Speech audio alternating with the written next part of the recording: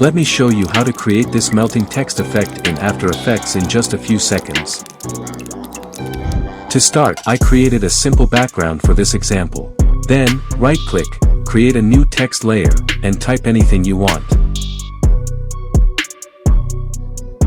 I duplicated the layer with Ctrl-D and changed the text on the second layer.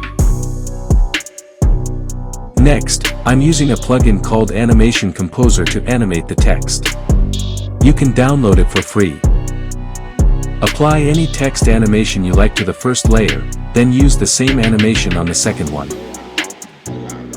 Move the second text layer slightly to the right on the timeline so the animations play one after another.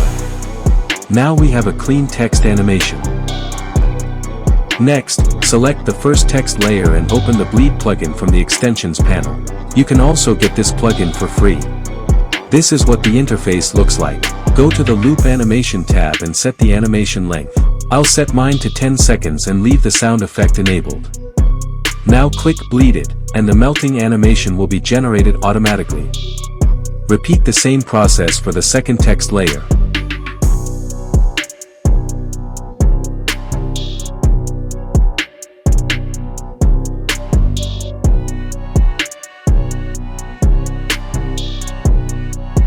By default, the effect is red, but you can easily change the color from the plugin settings or by adding a hue saturation effect.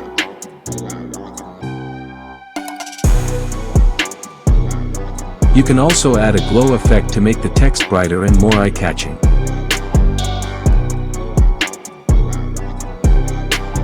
Finally, copy the same effects to the second text layer so both texts match in color and brightness.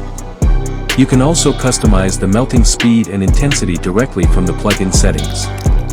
If you enjoyed this tutorial, don't forget to like the video and subscribe for more After Effects and Premiere Pro tutorials.